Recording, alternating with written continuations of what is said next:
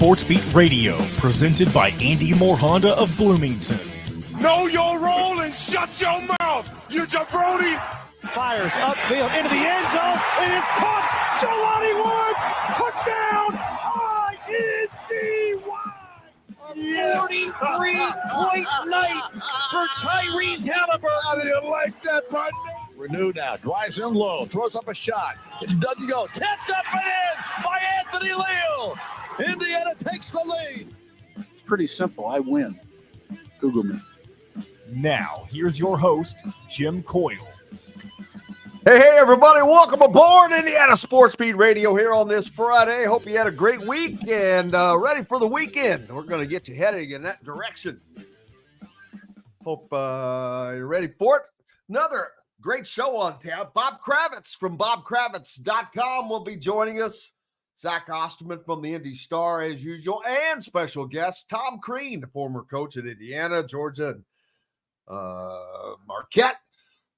ESPN analyst as well, doing many things. But I figured with all of the AAU action going on, I thought of him because he was able to find some gems out of those gyms. No pun intended. But guys like OG that I'll be talking about from back in those days and whatnot. But hope you're ready for the weekend. What's coming up for you this weekend? I know it is it's kind of the last weekend where not much going on. We got Indy next week, Big Ten Media Days a week after that.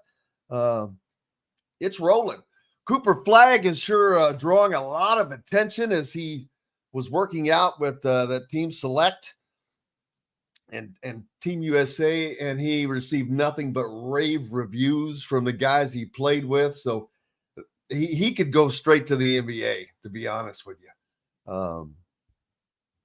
But the rules are what they are. TJD said that he's not afraid of anyone, and he's going to go right at you. So pretty cool. Pete down in Cape Coral, which is my stopping grounds when I go down that way. So, Jim's talking about gyms and gyms. There you go. How about that? I saw that you were down there, Pete. I've been meaning to ask you about that. That's funny. 5 Left's on board. Linnell Carr, how are you? From St. Louis on the YouTube. Appreciate everybody, no matter how and where you're listening from. All of our friends on The Fan, 1380, Fort Wayne's only sports station. Make sure you stay tuned after Indiana Sports Beat for the Sports Rush, of course. And all of our friends up in the region, the voice of the region on WGOB, 1230 a.m., 104.7, and down on 97.7. ESPN, the ref, always the right call in the Evansville area. Soccer fight. Well, John, you're a soccer guy. Why is it that fights follow soccer and it doesn't matter where they are? That's a good question. I'm honestly not super familiar with how often fights happen in soccer. I know about the one that happened with Colombia and Uruguay in Copa America. But that's what I'm talking about, because this took place in Charlotte, North Carolina. That was where the match took place. Yeah. But yet it doesn't matter. It's still this melee breaking out. And this seems to be involving maybe their families were sitting in those areas or something. I don't know. But it's just crazy to me. This soccer spawns this bedlam. It amazes me. Yeah, I don't think, again, this is just my opinion, which probably isn't worth much, but I feel like soccer, it doesn't matter if it's soccer, hockey, baseball, those 3 sports in particular, I don't think fights are any more common in one of those sports over than the other. You don't get nearly as much in things like basketball. Football, you're always hitting each other, so it doesn't really matter. It's kind of I'm talking fight. About fans. Oh, okay. So you're talking because this actually involved fans. These guys went into the stands. Okay, yeah, that's true. Yeah, you don't really see much of that elsewhere, I guess, when you think about it. I thought you were talking about players clearing the benches. No. You talk about, you always hear about the hooligans over in Great Britain with their soccer, but it doesn't matter where you are. It's what is it about? I don't get it. I think it's for a lot of the international fans, whether it be Europe or South America in this case. I mean, this is their livelihood, and not necessarily like their life depends on it in terms of financially, but their life revolves around these soccer teams. The same way that over in this country, whether it be your NFL team or your college basketball team, college football, whatever it may be, their number one was, and always will be soccer. Because, I mean, quite frankly, most of those other countries, I mean, that's all they really have in terms of being competitive in a major sport. And so I guess whenever they get let down or they feel like they've been cheated, they take it more personally than maybe the average person would here in the USA in terms of soccer. And they're more likely to jump onto the field and let the players know that they're pissed off. It's crazy, man. It's just, oh well. What are you gonna do?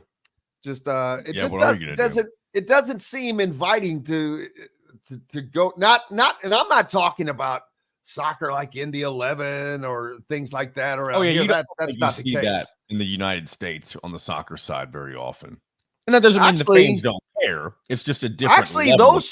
Those matches are usually a great deal of fun. A great place to take kids. You can take kids to. Great family. That's a unique atmosphere because you can go yourself or take family either way and have a good time and not worry about the craziness. It's just, they take it to some level that's just not acceptable, man. Oh yeah. And speaking of which, I don't know, did we talk? I know we're not going to talk a lot about this, but you saw the U.S. fired their head coach, and they're currently looking for whoever might lead them into the World Cup when they hosted a couple of years. Yeah, again. That's just the never-ending cycle for United States men's soccer. So we'll see. Wyatt heading to Lake Tahoe tomorrow for the next week. Good for you, man. I've never been to Lake Tahoe. Have you? No, I've never been further west than Texas. Really? Correct. And when I was in college, I was covering Western Kentucky University. And during my time there, the Conference USA men's and women's basketball tournaments were in Frisco, close to Dallas. And that's the furthest west I've ever been. Well, that just brought something to mind. Where was it that you went? Frisco, which is close to Dallas. Western Kentucky. That just comes to mind because yesterday there was a comment I was asking someone. They were basically lambasting Indiana football for their weak non-conference schedule. And I'm like, is this something new to college football, man? I go, a lot of programs do that, but especially when you're a program like Indiana in the year of a new coach and they're trying to get their program back off of the ground and regenerated. You're in the Big Ten, so you're playing 9 conference games. The SEC plays 8, ACC plays 8. Those guys, they don't play 9 games like the Big Ten does. So they already have another Power 5 game built in. And so I was going through, I'm like, all right, let me look at some schedules for you. Alabama plays Western Kentucky, South Florida, and Mercer, I think. And Wisconsin. They do face Wisconsin. Well, that's a solid one. That's kind of like having another conference game. But Kentucky is very, very similar, same thing. I'm like, people just don't, or some people, they see what they want to see, but I'm like going, yeah, but look at the rest of their schedule.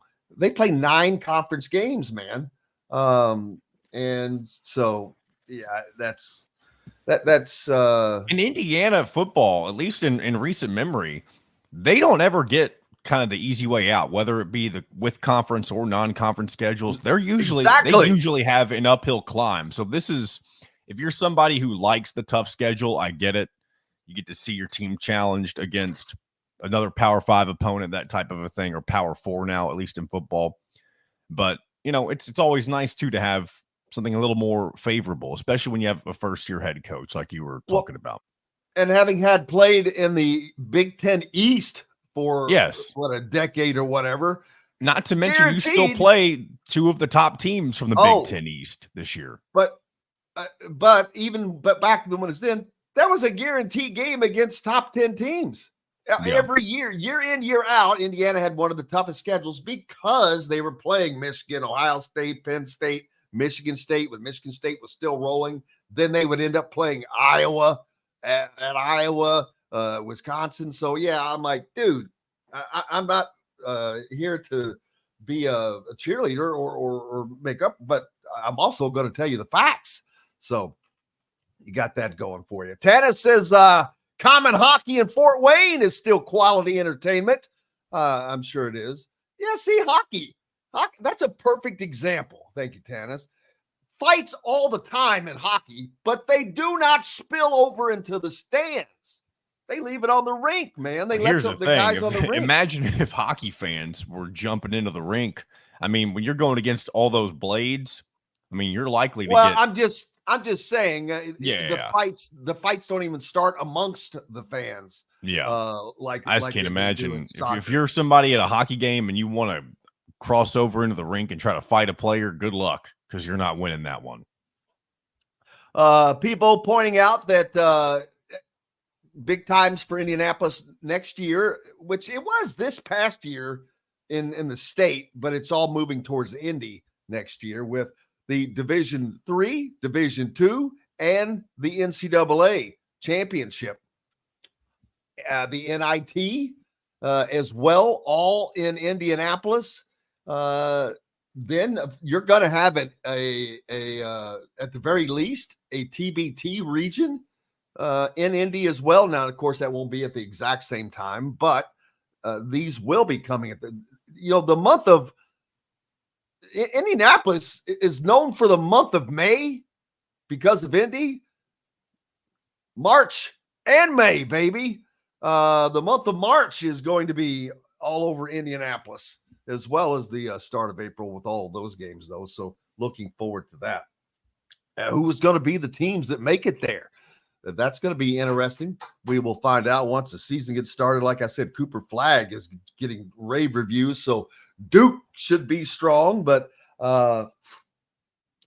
looking forward to that. But we've got college football first. I'm not jumping over college football to get to college basketball. It's going to be an exciting time, and looking forward to that. The AAU championship for Adidas 3SSB continues today. Indiana Elite with their win yesterday. They will be back at it today. Actually, I believe they have 2 games today, so I'll be able to catch both of those, and looking forward to that. Indiana Elite's 16U team also was victorious yesterday. So good run for those guys as well. Hopefully that will continue. We'll talk to Tom Crean, not specifically about that, but OG Anunoby, it's just a great story. He found him at one of these events. It wasn't a championship, but at one of those events, and he wasn't even listed on the rosters that they handed out. But I'll get Tom to tell that story just so we get the exact story. But Heath says the argument that I was just talking about sounds like what his Purdue buddy would say. Let's play 3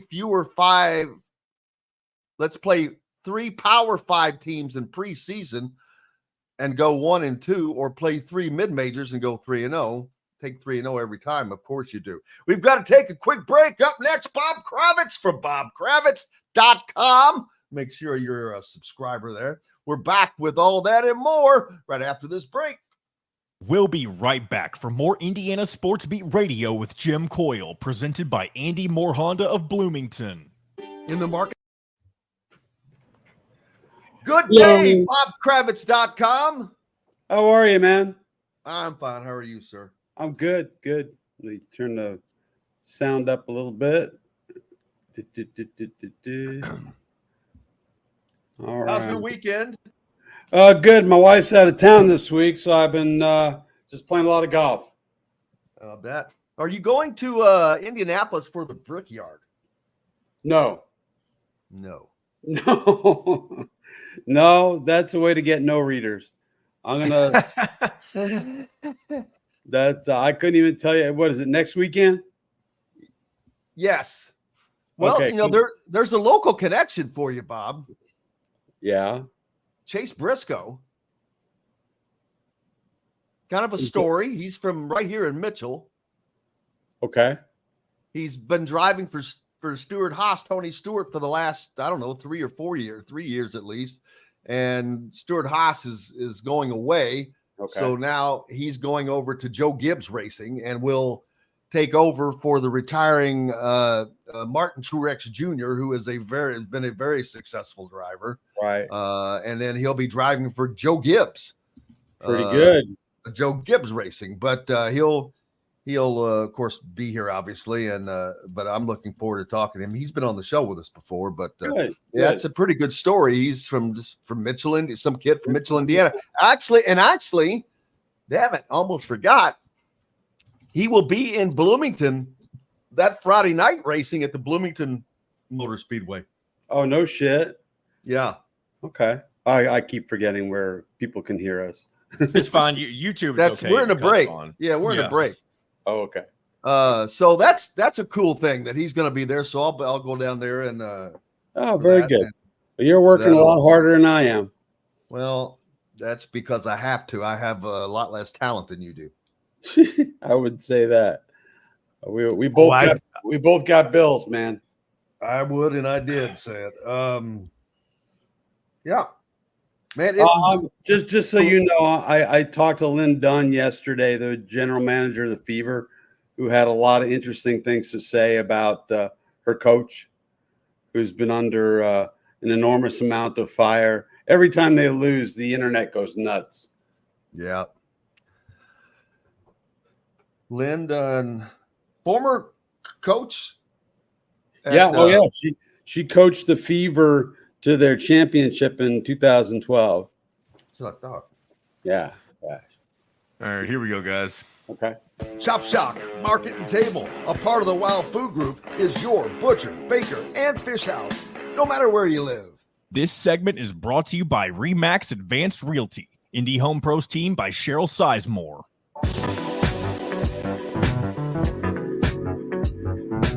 Welcome back to Indiana Sports Beat Radio with Jim Coyle, presented by Andy Moore Honda of Bloomington.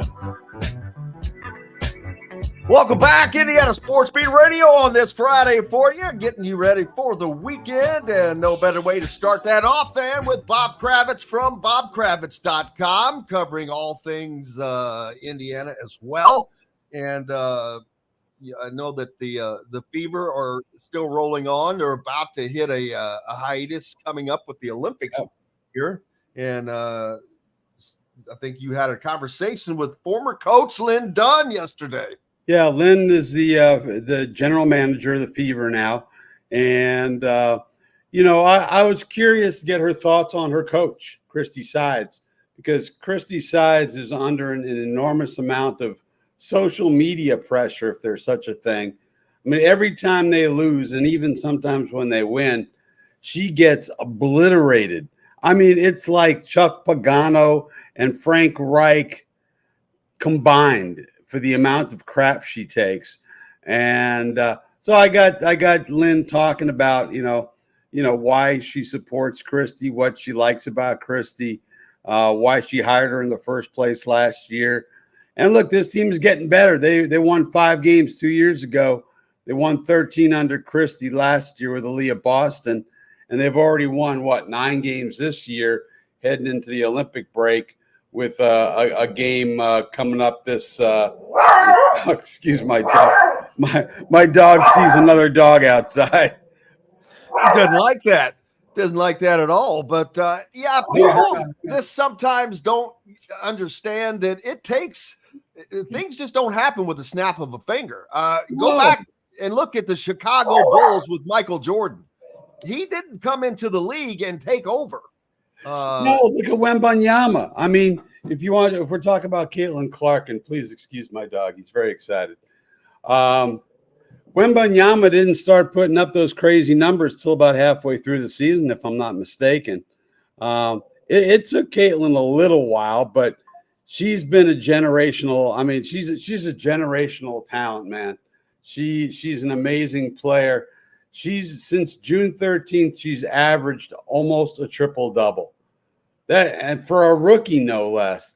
And to become the first rookie ever to produce a triple-double as she did against the New York Liberty last week, you have to realize that 996 rookies have come through the WNBA since their second year. The first year, of course, everybody was a rookie because it was the first year of the league. 996 people. She's the first rookie ever to put up a triple-double, or first rookie to put up a triple-double after almost 1,000 people tried. So that's pretty damn impressive. And yes, this show is dog friendly. Absolutely. And it won't be her last, though, because she is so adept at getting assists. She piles assists up. She's the 6th all-time assist leader in women's college basketball, not just the scoring leader. I think that's something that people do forget. That in and of itself is an amazing stat, to be the all-time leading point scorer, yes, and 6th on assists. I mean, those are almost two things that go away from each other. Well, because they trap and blitz her so much, there's going to be people open because of her shooting ability. It all starts there. I mean, she's a great passer, but because she's getting blitzed the way she is, almost at half court or at quarter court, she's finding people, breaking the double teams, getting the ball to Aaliyah Boston at the free throw line or wherever. So she's been terrific. And the other thing that's impressed me is her rebounding.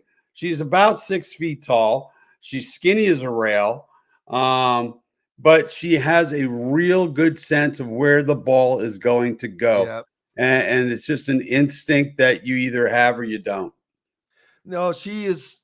I will say that if you go back and watch her passes, and I'm not talking about in the half court. I'm talking about full court, always looking ahead, always looking down court, a ton. As a matter of fact, I saw a clip not too long ago that showed all of the passes that teammates had bobbled or dropped that she saw on breaks, and it's like, wow. Well, look, most of her turnovers are on her. Okay, she tries some things that you probably shouldn't try, but you got to keep in mind when you look at those numbers, she's a ball dominant rookie point guard. Everything begins and ends with her. And yes, there are a number. I've seen that clip as well. There are a number of times when Christy Wallace or somebody else, bobbles the ball on that push ahead pass, which she's become so adept at. But, that's something she's going to have to work out. I think the things she's going to have to work on are getting bigger and stronger, or at least stronger. She's not going to get taller, I would imagine. She needs, I think, to develop more of a left hand because she's so right hand dominant. And I think she's got to develop a floater game. And if she develops a floater game, look out, because she will be unstoppable. Absolutely. Happy birthday to Pat Graham today, it looks like, former Hoosier. I didn't realize it was Patrick's birthday. Happy birthday, Pat. Hope you're doing well. Him and his dad, I think, both on the same day. How about that? There you go. Very cool. Pat. So right now we've got the 3SSB Adidas Championship going on down in Rock Hill, South Carolina, which I know that's not something that you're following. That's where it's a live period. All the coaches are there. All the top recruits in the country, minus those that are in the Peach Jam coming up, are down there. So Indiana Elite won their game yesterday. They play 2 more today. And I wish I was down there. But, man, that is the epicenter of the college basketball right now, just because of all these players. Well, I would. Who would Woody be watching down there? Trent Sisley, Braylon Mullins, Malachi Moreno, just on Indiana Elite. but there are also multiple players on other teams that Right. to keep tabs on as well. Yeah, It's like going to Walmart, man. yeah, except a little more expensive. Very much expensive. More Yeah, expensive. yeah. No, that would be an intriguing thing to cover. Actually, I did a couple of years ago. I went to the one here in Indiana, the one down at the NIFS at IUPUI. They had one, but I haven't been to one since. Now the TBT is coming up as well. That starts that starts next weekend, man. Right. Were you going out to that? I don't know. This retirement is a great thing for you, Bob. I know. Well, I'm taking it slow until camp starts. I got this piece about Lynn Dunn going later today, but training camp is coming up, so I gotta save my precious energy. But where is that again? The TBT will be played at Hinkle. At Hinkle, that's right. Well, I ought to reach out and get myself some credentials, by God. You probably should. You've got Indiana has a team for the first time after fans have been clamoring for years for them to get a TBT team. They have a team this year. Butler has a team. Purdue has a team. Okay. Kyle Guy owns a team that's in that region as well. Right. So a lot of local flavor there, and I think it's going to be a great event because it's unique. It's a way for fans, and it doesn't matter if you're a Purdue fan, Butler fan, Indiana fan, to go out and see guys. Jordan Hulls is a player coach. Devontae Green, Joey Brunk playing for Butler, just amongst others. So, yeah. Well, when we get off the air, you can let me know who I need to reach out to get credentials, because I have not made that effort yet. Obviously, we'll do just that. And then what else is coming up for you? It's kind of what I call it's not a blank weekend with 3SSB going on, but it's one of the last. It's these slower times are coming to an end because you just mentioned camp will be starting soon. Yes. And football, Big Ten football media days, which I'm sure you will be at. That is that's on the 23rd up at Indianapolis Lucas Oil Stadium. So that's less than 2 weeks away. Yeah. So I'm just going for the ride. If stuff comes up, I'll ride it. Certainly, with the Olympics are coming up in a couple of weeks, there's always good material that comes out of that, because something crazy always happens at the Olympics. But yeah, it's been a nice summer because there's been more to write about with the Fever because of the cultural earthquake that is Caitlin Clark. But I think these next 2 weeks will be a little slow as we lead up into both the Olympic break for the Fever, and then of course waiting for for training camp. Yeah, looking forward to that. And we've been talking a lot about football because there's no doubt that there's just a lot of excitement going around the Big Ten in totality, because you've got 4 new teams, first of all, Right. with the former Pac-12 teams coming in. Indiana, of course, there has just been a buzz that has slowly started with the hiring of Kurt Cignetti, and it has continued to rise. They have been doing a good job filling in players, not because they're getting these high-level players. No. They're not pulling in 4 or 5 stars, but it seems that Kurt Cignetti is pulling in the guys that he wants, that he thinks he needs to fit his system at the moment. Now, that talent will get better as the years go by because their ability to recruit higher will continue to rise. As case in point, right now, they're still in the play for Juju Watkins, the number 1 quarterback from the 26 class, who is Right. reclassified to the 25. That would be the ultimate game changer. But I mean, when you're a program like Indiana, it's all about taking what you got and making it better. that whole process. I mean, because you're not going to generally get the 4 and 5 stars, so you've got to internally, organically improve these guys, and that's where you make the determination, or that's where you separate the wheat from the chaff, and that's where you find out just how good a coach Signetti is, where he can take these 3 stars and turn them into quality players. Absolutely. And so the rest of the summer is already laid out for us because we're basically in mid-July. Football camp starts probably August 1st. August 1st, yeah. Has to. Yeah, I'm looking forward to it. I you know, a lot of times I just don't do a lot of IU or Purdue football because they just haven't been terribly good. It would be great fun if both teams could be pretty damn competitive, and maybe make the game at the end, make the bucket game at the end of the year, make that mean something other than pride. I don't think that it's going to this year. I don't either. Only because, and this is kind of a reverse, I think Indiana is going to be bowl eligible already at that point. With that schedule. And I think Purdue is not and may not have a shot because of the same reason, but in the opposite direction. As nice and easy, or not, I shouldn't say easy, but as nice of a schedule as Indiana has, Purdue has a rough road to hoe, man. They've got a tough non-con game. Is it this year they play Notre Dame? I have to look at it. I don't know off the top of my head.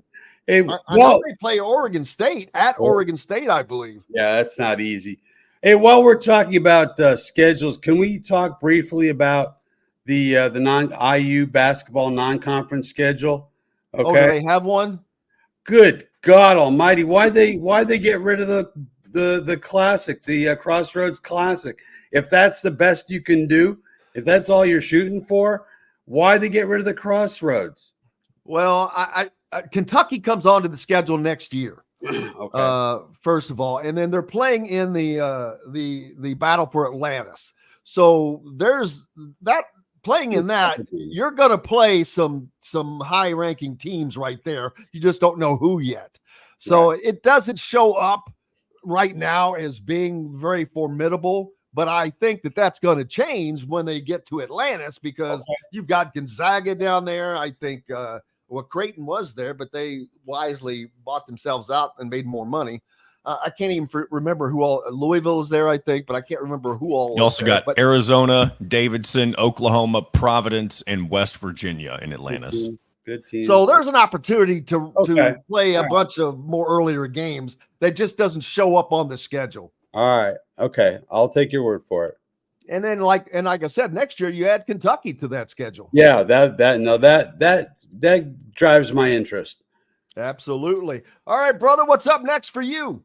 Well, like I say, I'm going to have a story out later this afternoon about Lynn Dunn talking fairly passionately in defense of her coach, Christy Sides. And after that, who knows? I'm day to day, Jim Coyle. What can I tell you?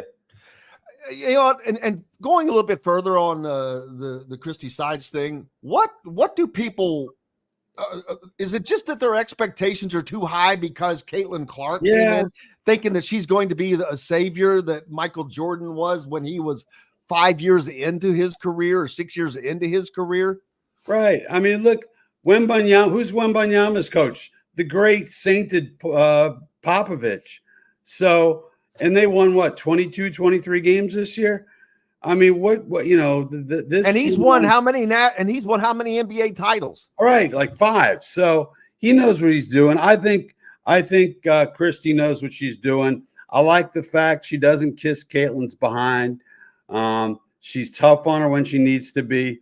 I think she's done a really good job getting the train back on the tracks, and that's what I'm going to write about.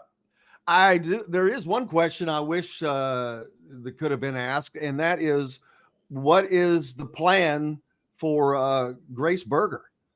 Yeah, she's not in the rotation. Every rotation. She's not even in the zip code, man. No, she's nowhere. I mean, I saw her at IU. I've seen her a couple times, at the WNBA level. I like her game, but right now they don't have a very deep. They don't go very deep on the bench. It's a 40-minute game. Caitlin plays, 30. I think she averages 34 and a half minutes a game. So I don't know. I really wish I should do a show about day-to-day. I am day-to-day, man. I have 5 left. I am day-to-day. That's really funny. Yeah, but I don't know why she doesn't play. I have no idea. Yeah, and I mean, she's just sitting there kind of and this is someone who got minutes last year. Now, I know this is a completely different team that did not have a generational player on it, but it just seems weird to have Grace is a solid player. She's not Caitlin Clark, but she is a solid player that probably has a spot in the league, no matter at some place. Yeah, I don't disagree. I've always liked her game. I think she's got a real interesting, subtle game. She never gets sped up. She's just really smart with the basketball, plays good pick and roll game. But yeah, I don't know. I've never asked Christy, but I'm sure she would say coach's decision, because that's what she says about just about all of her decisions that she makes. She doesn't feel compelled to explain herself. Well, and most coaches don't, and No. I understand that.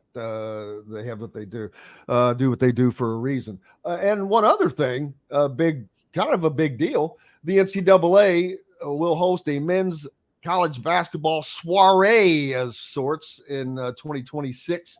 Multiple title games in Indianapolis.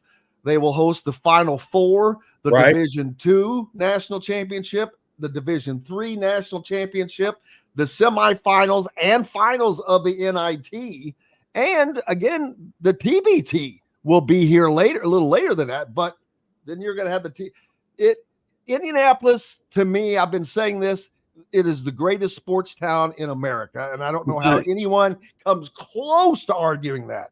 I've lived in a lot of different cities in my journeys, and I completely agree with you. And one of the things that compelled me to come here, even though we didn't have a hockey team or a Major League Baseball team, was the fact that we had all this other stuff. Now, I didn't go to the swimming this year because I'm in a different position. It's harder to get credentials. But, I mean, to get the swimming in here the way we did, to get the Final Four in here every couple of years, Division II, Division III, TBT, the NIT, I mean, we almost take it for granted. And we shouldn't, because Indianapolis is, I don't mean to say this to kiss everybody's butt, but this is a special place when it comes to getting major events into our city. And if we can get the MLS, man, that would be the coup de grace. I was going to bring that very thing up next. That's the next jewel that Indianapolis is actively working on right now, building a stadium to draw a Major League Soccer team. Right. And we'll see. I mean, that's gotten a little ugly. You got the whole thing with the Indy 11. Will their fans transfer their allegiance over to an MLS team? I suggest that they will. I remember in Denver, we had the Denver Grizzlies. It was like a AAA level minor league hockey team, and people loved them. I mean, they got great crowds. But you know what? When the Colorado Damned Avalanche showed up with Peter Forsberg and Joe Sakic and Adam Deadmarsh, they suddenly forgot all about those Grizzlies. So I think it'll be a slam dunk here in Indianapolis if we could get the MLS. I think it would do extraordinarily well. I agree, brother. Bob Kravitz from bobkravitz.com. Make sure you go there and sign up, be a subscriber to all of his content covering sports from our great state. Appreciate you, brother. Enjoy your golf game. Thank you, buddy. Back with more Indiana Sports Beat Radio, brought to you by the Rusty Gator, who has live music and all kinds of things going on each weekend. Great food, locally or seafood, as well as an abundance of great seafaring meals. Back with more right after this. We'll be right back for more Indiana Sports Beat Radio with Jim Coyle, presented by Andy Moore Honda of Bloomington. If you're looking for a home. All right, I'll be right back.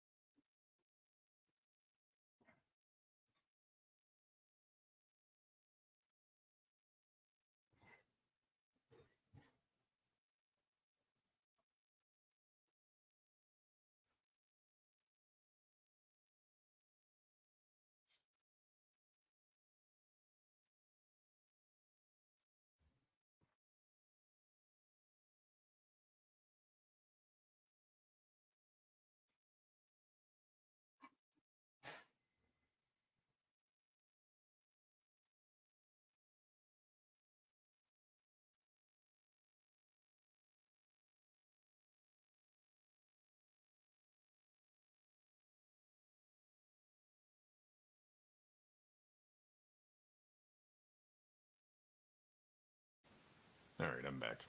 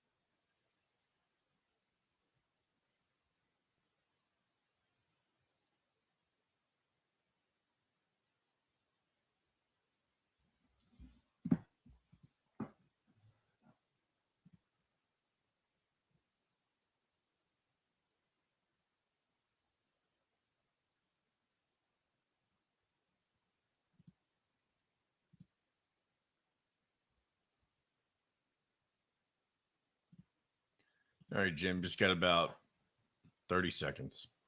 Of Andy Moore Honda in Bloomington. Right now, get a brand new Honda with no payments for 90 days. That's right, 2023 and 2024 Honda Pilots, HRVs, CRVs, Honda Ridgelines, payment-free for 90 days. Or get 0.9% APR financing for 36 months on a 2023 Honda Ridgeline. Go to AndyMooreHonda.com and get more to your door. This segment is brought to you by Freethink Apparel.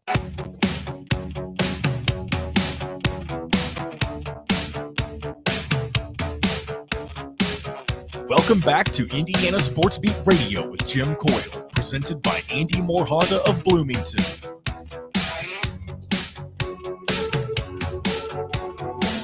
Whoa, that's a little hot. Welcome back, Indiana Sports Beat Radio here on this Friday. Hope you're ready for the weekend. See, Heath asking if Woody is at 3SSB. I'm not sure if he was there yesterday or not, but he will be. It goes on all weekend, so they will definitely. I would imagine the staff will probably be down there for this. You also have they're probably waiting as it gets a little closer to the start of the Peach Jam, which will begin what, today or tomorrow? I can't remember. That's not too far away, so that way they're killing two birds with one stone that way, which makes perfect sense with all the travel that goes on. But Indiana Elite's next game is today as well, so we'll be following that, and we'll have all the action completed on Monday. Of course, Todd Leary will be back with us, and he's down there for us, and he'll have a complete report. Hopefully it's a great report for Indiana Elite that they can bring home a championship. That would be a cool thing to see for all those guys. I mean, every one of them, the entire team, hard workers, and very deserving. It's great to see them all come together, especially they're representing the state of Indiana. So that would be cool. Kind of put an emphasis back on this state. Draw that name. Cassandra Moore asking, when do you think Indiana will name its starting quarterback? That's a good question. And this is not going to be a Tom Allen deal to where you go into I don't think this is going to be one of those, quarterback race. Oh, we've got a quarterback race. That's not going to be the deal. And I'll be honest with you, if it's not Curtis Rourke, I'm going to be surprised. Nothing against Taven Jackson. He just does not have the experience that Curtis Rourke has. And if you take the time to read about everything that Indiana has on offense, they could have one of the most prolific offenses in the Big Ten Conference. Yes, I said that. And I say that because they've got a quarterback who is, is he married, John? Is he married yet? Remember we talked about that? I do remember him mentioning, I don't think it was to us or if it was just to the public in general, but by the time the football season starts, I know he will be married if he's not already. So yes, he is a grown man. Yeah, he's a grown man, but that experience is just invaluable. I will say though about Taven, I do think depending on what happens, with the transfer portal next offseason and that type of a thing, and also what happens with Julian Lewis and that recruitment, I feel like Taven Jackson is primed to be the starter in waiting. And I mean, obviously he'll be the main backup this year, barring some injuries. But if he continues to take steps forward, I'm sure we'll see Taven Jackson taking more snaps as a Hoosier in the coming seasons. Well, the one thing that I think Indiana football fans should feel good about is knowing that they have a pretty good backup.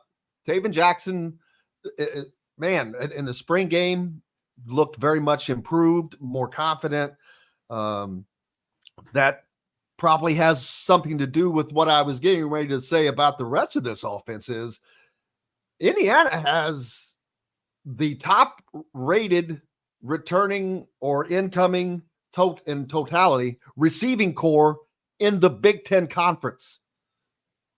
They are loaded at wide receiver. Their running backs room is extraordinarily good and deep. The offensive line is going to be a key, but this is not the worries that were there a few years ago are no longer there. You have Bob Boatstadt, who obviously made an instant impact with that unit and was the only coach retained by Curt Cignetti. That should tell you a lot.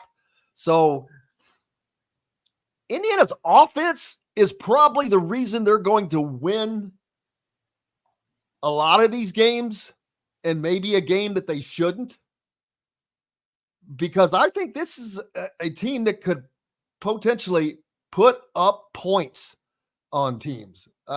When you have the multiple weapons that they have, as long as the quarterback has the time or the running backs have the hole to run through, this should be an outstanding offense coming off of a season that was a horrific offense.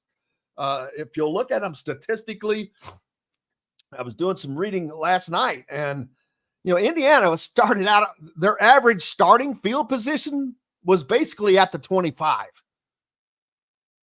which is it's like you've done nothing, because that's just taking the kickoff. But they would also only average, I think, something like 25 yards per drive over the course of the season, which means they would average getting to their opponent's 45-yard line. That's not good.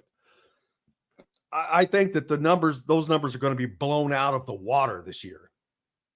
Defensively, the defensive backfield for Indiana is like their receiving core.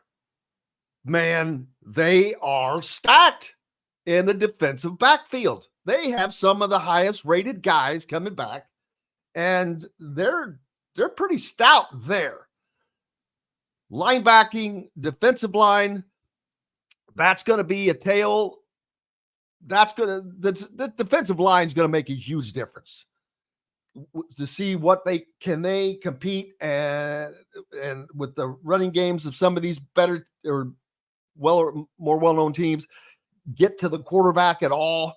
Can they make life somewhat difficult? But again, the offense is what I think is going to lead Indiana. You're going to see points scored this year. I have no doubts about that. There's just too much athleticism and talent on that team. And you have a staff that knows what the hell they're doing. An offensive staff that knows what the hell they're doing from top to bottom. And it is just going to be so interesting to see what they can do with this schedule. And then will it be, they just had an easy schedule? Or are they going to get the props that they deserve if that comes to fruition? But the biggest thing is what that will do to recruiting. When these kids see that, they're like, okay. So there you go. I think that I'm excited for this football season. I think it's going to be fun. I'm interested to see this buzz that's been here. Does this transfer to the fans early? Yeah, I know that Nebraska will draw well, but that's 7 games into the season with 4 home games having passed. What's it going to be like for Florida International? What's it going to be like for Western Illinois? What's it going to be like for the Charlotte game? What's it going to be like for the Maryland game, their first home Big Ten Conference game? Now, that depends on how they've looked up till then, but that first game is going to be one of curiosity, just because it's not against a name opponent, but this will be based on buzz. I think it's not going to be a sellout, but I think it's going to be considerably better than what would normally be expected. We've got a lot more coming up here on Indiana Sports Beat Radio on this Friday. Zach Osterman from the Indy Star joins us next. And after that, former Indiana basketball coach Tom Crean will join us. Back with more Indiana Sports Beat Radio, brought to you by FreeThink, handling all your printing needs, whether it's 20 t-shirts for a family reunion or 2 dozen or 5 dozen for this upcoming basketball, softball league, whatever you have going. FreeThink can take care of all your printing needs, no matter where you are. Just reach out to freethinkapparel.com. Back with more right after this. We'll be right back for more Indiana Sports Beat Radio with Jim Coyle, presented by Andy Moore Honda of Bloomington. In the market. All righty.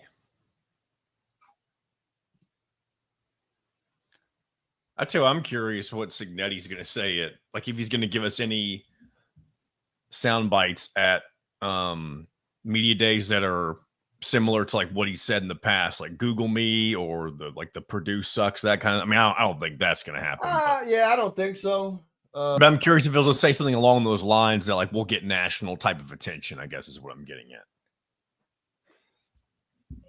We shall see. Big Sig.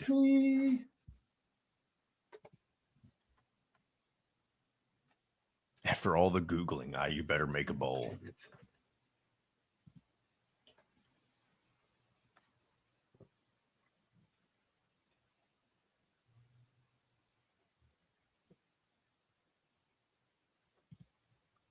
Let's see here. Where am I going? Oh, I'm going right here. Hurry, open.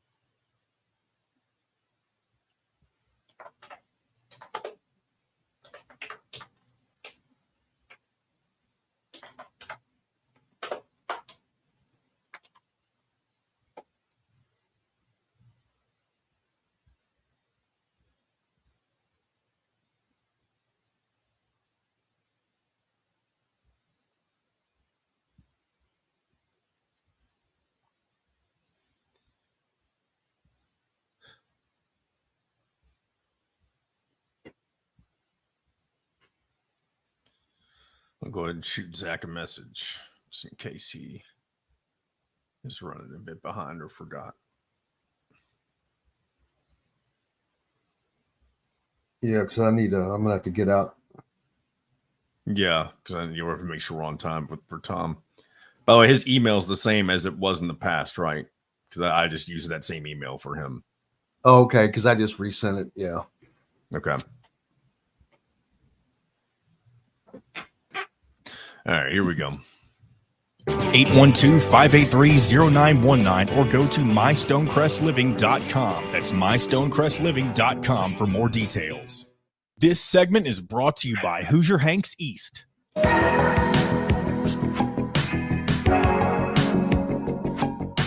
Welcome back to Indiana Sports Beat Radio with Jim Coyle, presented by Andy Moore Honda of Bloomington. Welcome back, Indiana Sports Beat Radio on this Friday. I hope you are doing well, ready for the weekend. Zach Osterman of the Indy Star joining us now, brought to you by Hoosier Hanks East over off of College Mall Road. Zachary, how are you, sir? Hey, how we doing? Good, good. How's the baseball season going? I know the Braves, who are just one of the most, if not the most consistent professional organization in all of sports. I've seen that they're hanging around in second right now in their division. Yeah, I struggle with some hitting. I think they're still pretty comfortably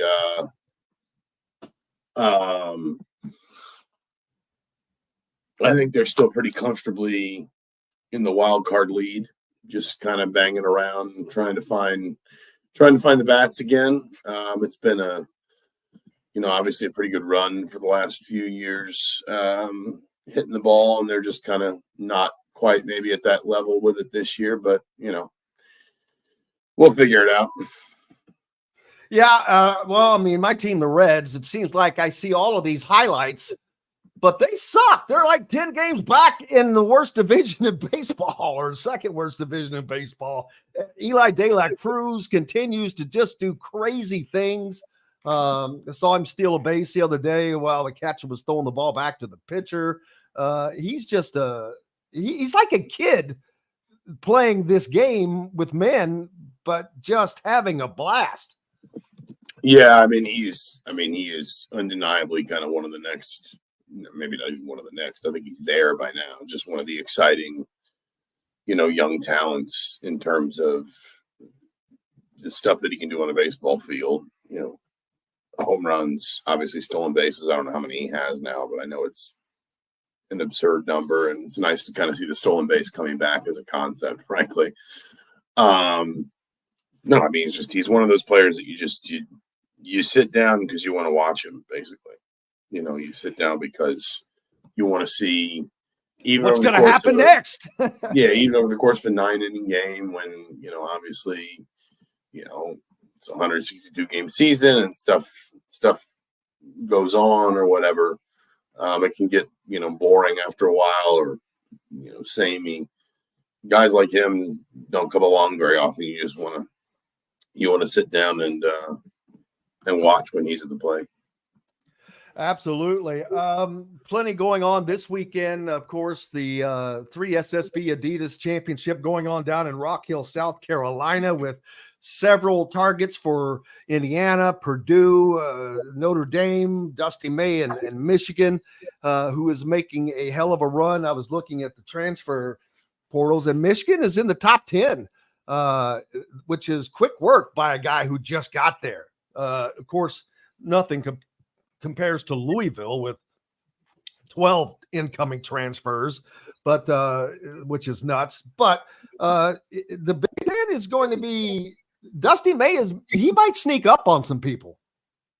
Yeah, I mean, Michigan is one of those teams you don't really know what to make of them because, I mean, you can kind of choose your own adventure on what you think of Dusty May. He took a really tough job and did a really good job with it, On the other hand, he's also one of those coaches that, never, did he kind of take that step between FAU and Michigan? Obviously not. And, I mean, how do you kind of do coaches need to do that anymore? Maybe they don't. I mean, and that's where I kind of come back to, like, you can, you can kind of choose your own adventure on Dusty, however you want to, however you kind of want to see what, maybe where kind of he is in his career. I think it certainly, if nothing else, you'd look at, what he inherited at Michigan, and you'd say, listen, if you're able to effectively roster build, and then, keep that roster together at FAU, because he kept those, he made that run, and then those guys didn't all bolt for bigger programs. He kept that group, tight. That tells you he should be able to take over a job at Michigan, where basically, he more or less inherited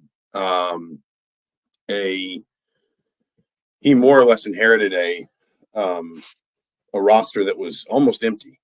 And so to have to, he brought a couple guys with him from FAU, but to build up from there was really impressive. And now that you see him kind of going through the same process at Michigan, you feel like you're seeing maybe a coach just drawing on some of the same experiences and being able to build a good roster the same way. And, I think Michigan is one of those, I don't know, probably at least a half dozen teams that you kind of just put a circle around them going into the preseason in the Big Ten and say, maybe they could be this, maybe they could be that. So, it'll be interesting. Yeah, because when I think of teams that I'm thinking may be battling at the top, of course, Purdue, Indiana, without question. Illinois is always in that conversation, as well as Michigan State, of course. But Michigan has kind of been out of the thought process, and it should not be. That is something I can promise you, because they are going to be there. Dusty May is definitely doing a good job, and I think he is going to be successful there without question. And it is ironic how some coaches, their paths are very different. Dusty's, of course, it's not like he's been an overnight success. He's made his bones, and he did it at Florida International, and he had great success by going to a Final Four, which is not easy to do, and it got beat on a last-second shot to make the national championship game. And then you look at someone like Curt Cignetti, who is older, but just kind of stayed the course in his coaching trajectory and didn't seem to be drawn. There are so many coaches that I hate to use Lane Kiffin as an example, because I've gotten to like him now. But back in the day, he was that guy that you're thinking of that just seemed like he was job hopping. I'm talking about it's amazing to watch some of the trajectory of the coaches. Zach, you mentioned Dusty, but he's made his bones, don't get me wrong. But then you have someone like Curt Cignetti, who is older but has just kept the path and not been drawn by these shiny bells to go here and there. The thing that amazes me about Curt Cignetti is the fact that his staff has been there along with him for that entire ride. No, I mean, and sorry about that. Those were my fat fingers trying to move something around when I shouldn't have. I think that is, I mean, when you look at Cignetti's career, I think that is, I think Bryant Haynes and Mike Shanahan have both. I think Shanahan's been with him since his Pennsylvania days. I want to say Haynes was with him at IUP and then kind of went somewhere else and then hooked back in with him. But he's had other guys who were with him for, a lot of that time. He was at James Madison, even going back to his time at Elon. When you have a coach whose assistants, will kind of stick with him, that tells you that there's a confidence from other, from by all accounts, promising young coaches to say, basically, stick with this guy because he knows what he's doing, and, making him a part of my career, following his career is going to make me more successful. So, it is interesting to your point. I know football and basketball, those sports kind of work differently. In terms of just like what's expected of assistants and how often you move around and why you move, what you're looking for when you move, etc. But I mean, it is telling that, as successful as Signetti's been, he's been able to bring, a good core with him kind of along the way. Absolutely. And that is an invaluable thing, because especially at a program, say at Indiana, where they're trying to do what they're trying to do, but that continuity, it's permeable, and I'm certain that permeates down to the players. They understand that, they feel that, you can feel when a coaching staff is in sync, when everybody is on the same page. And I think that naturally has a carryover effect to the team of getting everybody on the same page. No, I think all that's right. I think when you, even just like basic stuff, when you have, like, for example, the way you want to practice, or the habits that you want to build in practice, or how you structure an off season or whatever, when there's fewer people that you got to kind of get on board at the beginning, there's fewer people that you got to kind of get used to, your way of doing things at the start, then you can kind of transpose more of what you need, how to translate that to your players more quickly, and especially when, for example, you talk about like the structures that you got to put in place when you bring an offensive coordinator and a defensive coordinator both with you from your old job. And both of those guys, know you well. I'm looking at Brian Haynes's biography as we're talking here. He was at James Madison from 2019 to 2023. So, I mean, he was, basically Signetti's entire time there, and he was with him at Elon before that. And Mike Shanahan's kind of similar. So when you're talking about, like I said, putting the structures in place, your offense, your defense, your sets, your checks, your calls, your wrinkles and things, when the coaches are all on the same page with that, we're obviously mostly on the same page with that. You've got, how many assistants did Signetti bring with him? I think it was 5 in the end, or was it 6? I think it might have been 6. When you got more than half your staff already kind of comfortable and in the flow of, this is what this guy needs, or this is how we install this, or, this is why we preach this in practice as opposed to doing it a different way, that makes the process of betting in and getting your feet under the table with your roster just a lot easier. And so, it's not by accident, probably, I would say, that you see so many coaches following Signetti from stop to stop, and then you also see Signetti having success. Those two things, the confidence and assistance to say, I want to be around this guy, I want to be near this guy's going to, be good for my career. That's good in one direction. What's good in the other direction is, Signetti being able to rely on that consistent sort of, I don't know if you can call it like apparatus or infrastructure behind him that knows his way of doing things, that knows, why, not just how he wants something done, but why he wants it done that way, and how to affect that change, because it just makes the whole process, smoother.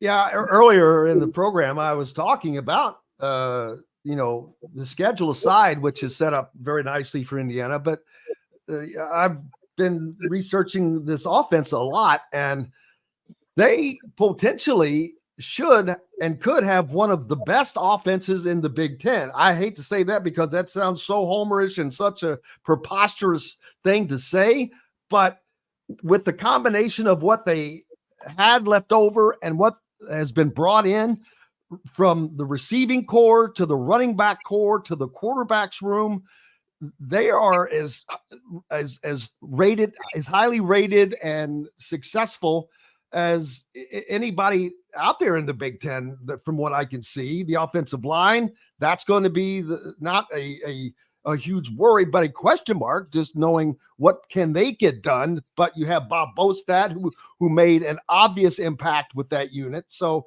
this is an offense that potentially could be, dare I say, prolific. I mean, again, when you look at Signetti's history, I mean, it would tell you that I mean, because the other thing about this, I talked to somebody about this yesterday or maybe the day before. The offense is his. The defense, he said a number of times he'll be involved. He's been a head coach for a long time. He knows how to do it. But the defense is, he's an offensive coach by trade. He's been an offensive assistant or a head coach his entire career. He played quarterback. The offense is effectively kind of his. And that doesn't mean that Mike Shanahan hasn't put his own touches on it, hasn't kind of personalized it to his own, whatever. And Signetti has said Shanahan calls plays. He has autonomy in that area. But, it has been a pretty consistent theme throughout Signetti's career that his quarterbacks have played well and his offenses have performed well. And I think it is in no small part because he is an offensive coach. And I think he's even said it to us a couple different times, if he sits down and charts how much time he spends in each meeting room, he probably spends a little more time with the offense than with the defense. So, that all kind of tells you, like I said, that the offense is his. And therefore, again, if we're just tracking all this on like historic patterns, his career to this point tells us that offense translates fairly quickly. And then especially when you talk about Bob Bostad, but of the 6 assistants that Signetti brought with him, 4 are on the offensive side of the ball. So you also have more of that continuity from James Madison, when obviously relative to his level, the Dukes were relative to its level, their level, whatever. The Dukes were very good offensively, and not necessarily just because of one player or one group of players. They took transfers, they fit guys into different spots. They, I think they switched quarterbacks from like either their last year in FCS or their first year in FBS up to their second last year when Jordan McLeod won Sun Belt Player of the Year. So the point is, like, everything about Signetti's history tells us his offense works, and therefore, I don't think it's unreasonable to look at this team and think that it might be able to score some points. I don't disagree. Zach Osterman from the Indy Star. Make sure you're giving him a follow, brother. I appreciate you, and I hope you have a great weekend.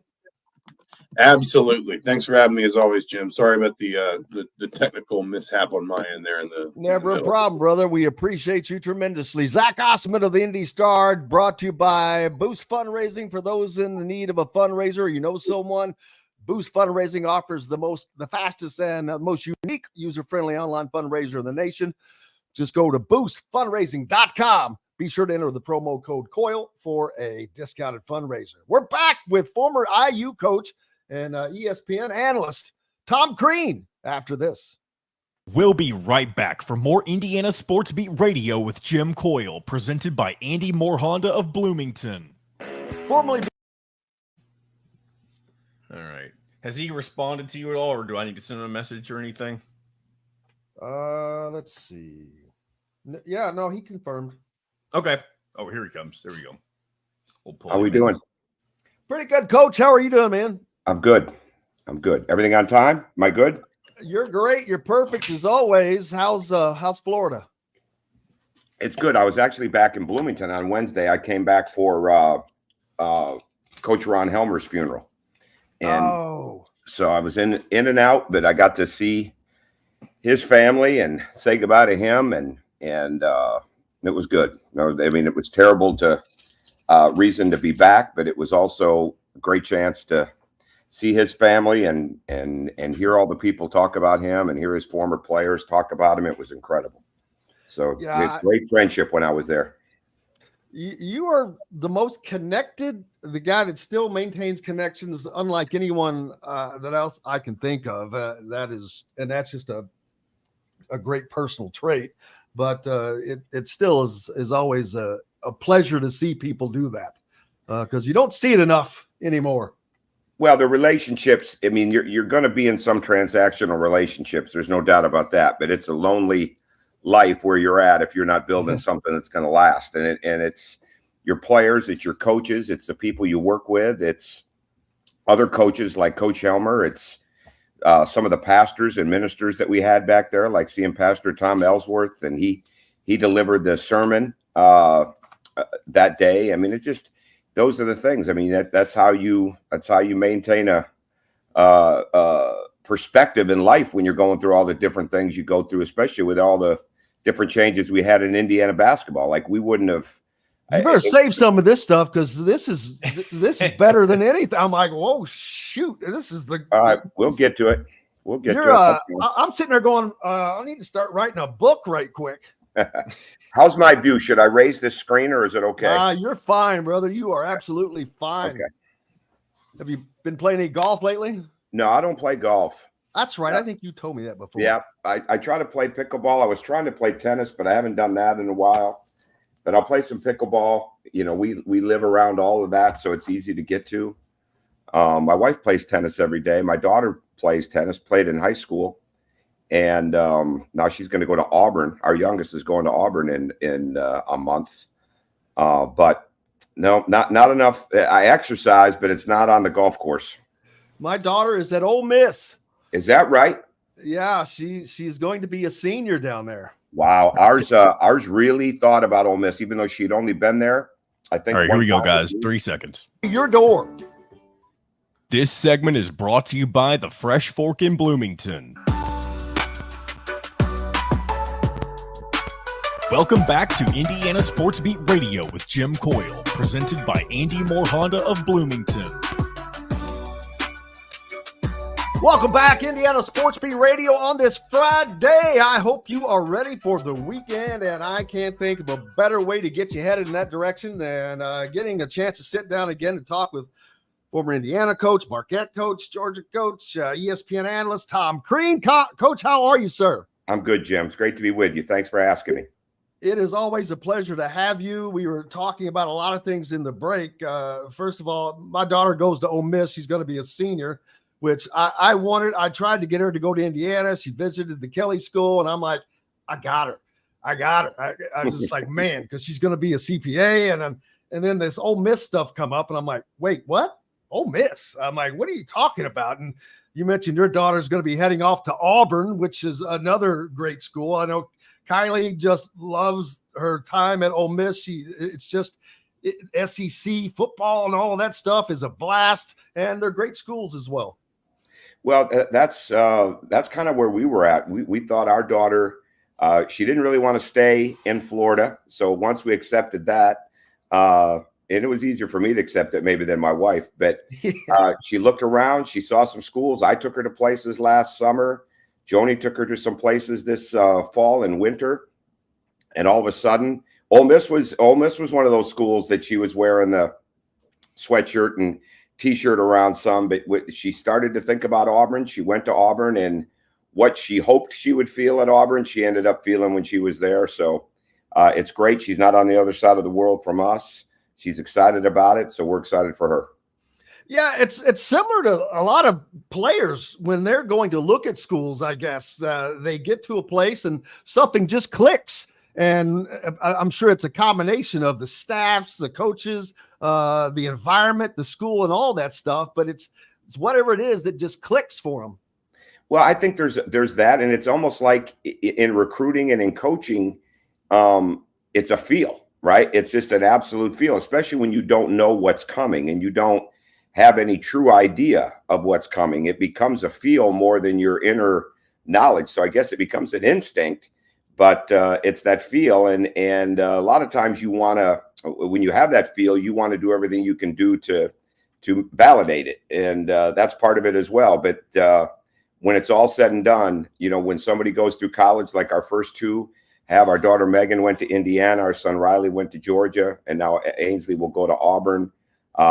It's the experience that they get through that they make every day that just builds on that feel. And if they're building confidence and they're getting energy from it and they feel like they're having a great time because they're very confident in the direction they're heading, even when they don't know where they're heading, then it's a good deal.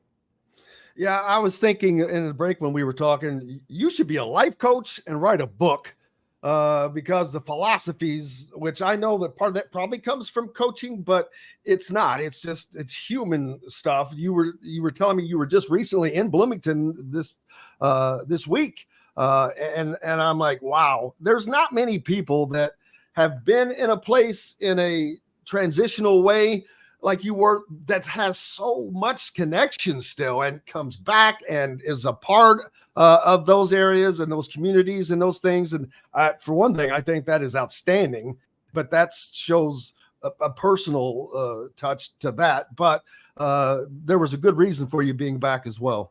Well, there was a bad reason, but still a good reason. And we hadn't been back very much. I hadn't been back very much at all. I don't know if it's maybe this was the first time in maybe 6 years or so, but there's no way I would have missed it. Coach Ron Helmer, who came after 30 some odd years at Georgetown to Indiana, came right before me, but we built a great relationship while I was there. And that's ultimately what it is. I mean, it really is. As much as you love where you're at, and as much as that's your home now, wherever your house is, that's your home.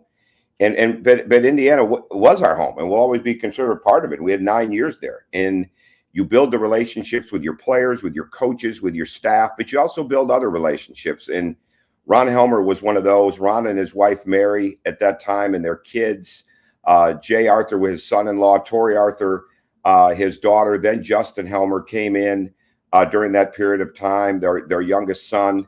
And when you get a chance to be around Ron Helmer, like you knew it was, it was, I don't want to say it was life-changing, but it sure was life-helpful. I mean, it was absolutely life-helpful. And then you get to the funeral and you see all the former athletes at Indiana, at Georgetown, from the camps he would run in Virginia, and you hear them speak.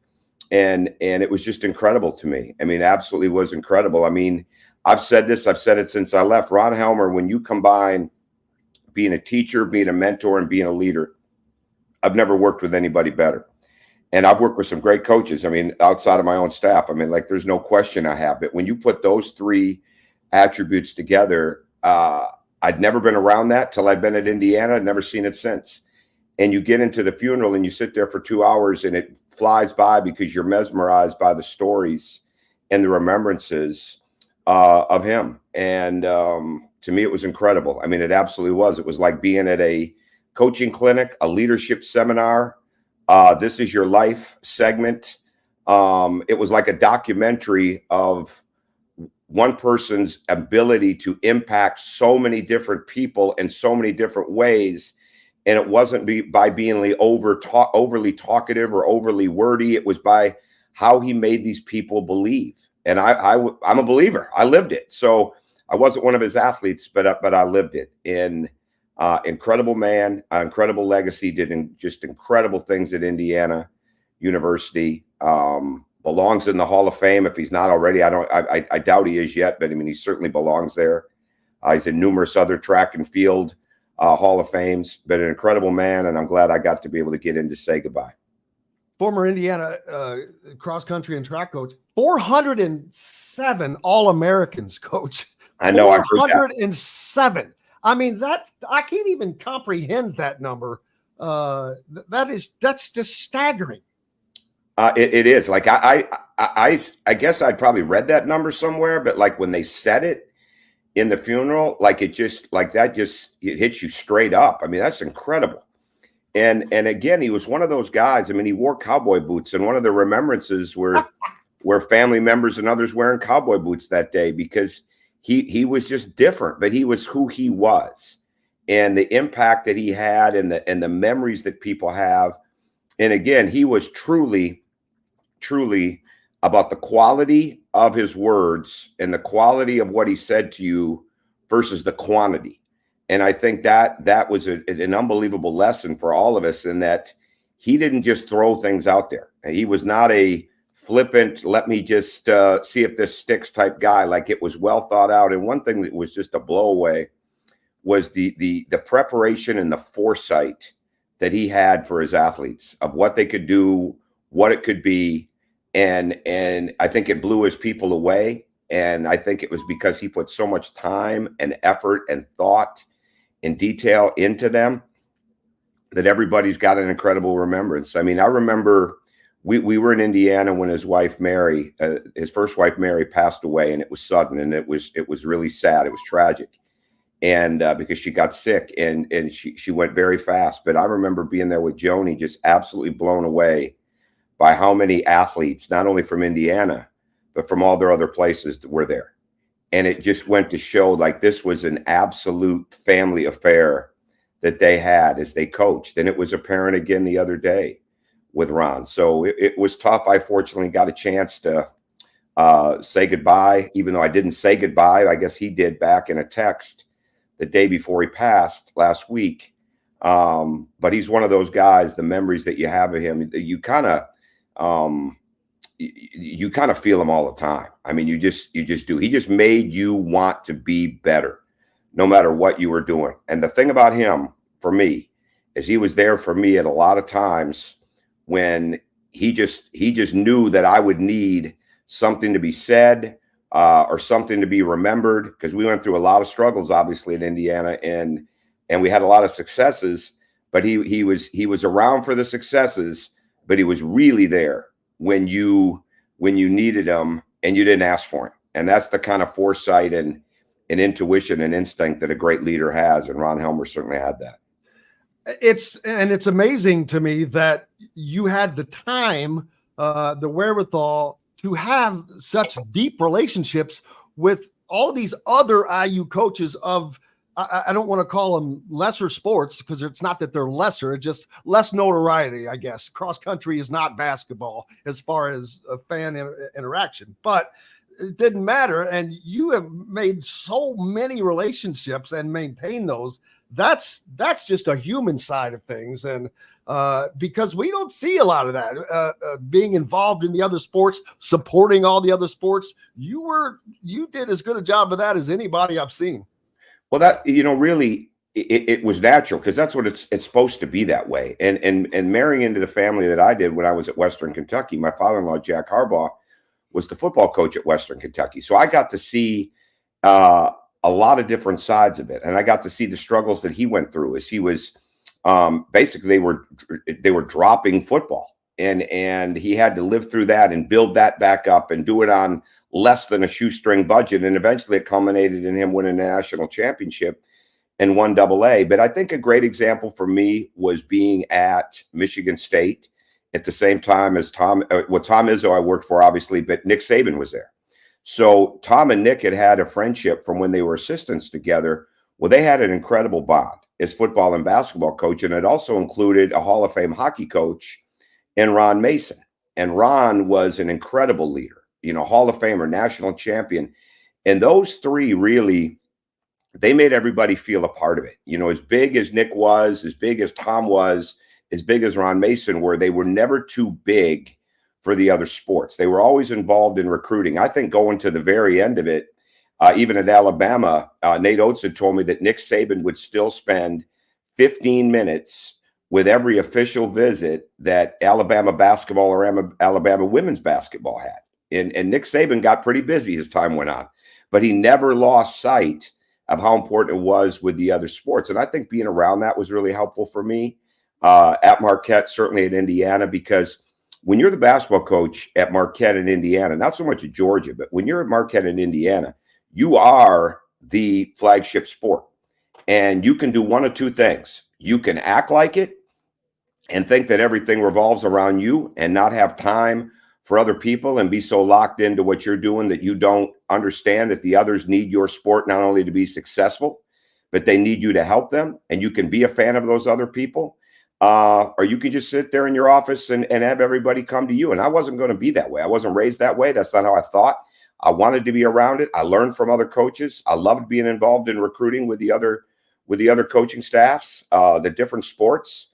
I'm sure there were some times that I couldn't see some visitors that they had because of something else that was going on, but I don't think it was very much.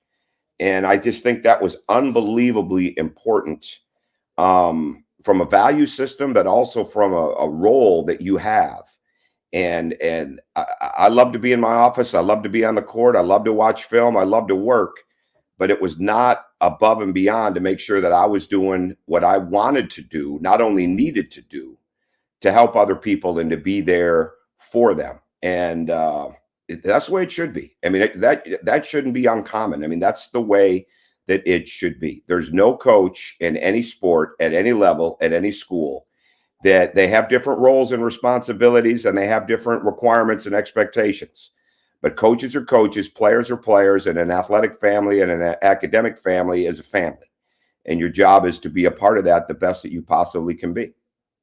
And you certainly have done that. And if you can see by the comments, several fans still appreciate many moments where they have interacted with you at various times, talking about you taking the time to talk to them or their kid.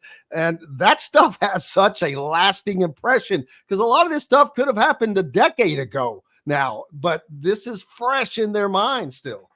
Well, and I think that's kind of how, like, I was raised, you know, I was growing up in Michigan. You know, my teams were the Tigers, they were the Pistons, they were the Red Wings. I liked the Lions, but I loved the Cowboys, right? But I loved sports. I loved being at sporting events. I loved going to sporting events. And when you're young, you're collecting cards and things like that and getting autographs. And I can remember to this day, right? To this day, the people that when I was a kid that blew me off for an autograph or wouldn't sign this or that, or when you get children, right? And you bring your kids around, and people that they could see you standing right there, but they wouldn't acknowledge you or the kid. Like, those kind of things always bothered me. And I just didn't want to be that person. And I know I made mistakes. This is not about some, you know, like you did everything right. I'm not saying that at all. But I mean, I was very conscious of those things, like the practice closed, no admittance on the door. You know, of course, if you came to the practice, you were probably going to be invited unless it was an open practice. But to not have people feel like they could walk in and see Assembly Hall or see Cook Hall or see what we had, and that was absolutely stupid. I was going to do whatever. If somebody wanted to see that building and I ran into them, we're going to make sure that they did. I remember one person, they were on a trip from Europe. This was in my second year, right? It was in the summertime. They were on a trip from Europe, and Assembly Hall in Bloomington, Indiana was one of the spots on this trip that this family was taking, and they wanted to see it. So, you know, they didn't call it a bucket list trip, but it's a bucket list trip. I was excited to get them into the building, show them around, get a basketball out so they could take some shots and pictures. Like, that's what it was supposed to be. And you got to share in this. I mean, it's a lonely world as it is when you're head coaching, but you got to make people feel a part of it, because that's what it is. And I think ultimately that's what helped us get through the tough times at Indiana.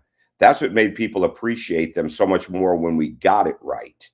And because every person matters that walks in that building. And I know that sounds corny and stupid, but I don't care. I mean, it's absolutely what it is.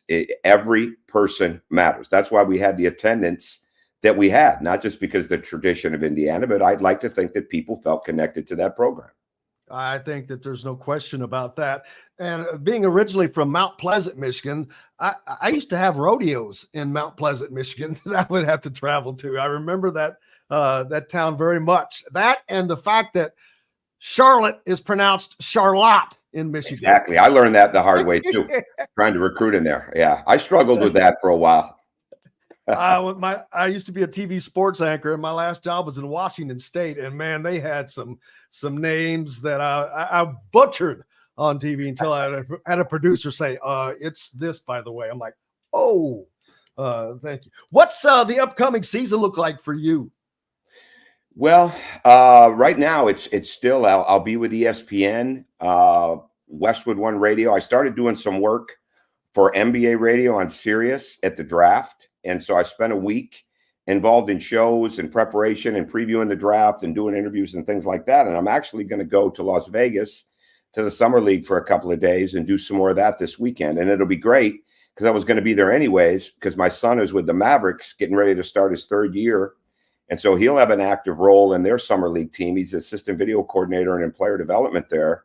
So I'll get to see him. I'll get to see a lot of teams, get to see different friends, people like that, but I'll also be working, which is far and away the energizing thing to me is You miss the court, you miss the inner workings with the team, you miss making them better every day. There's no doubt about that.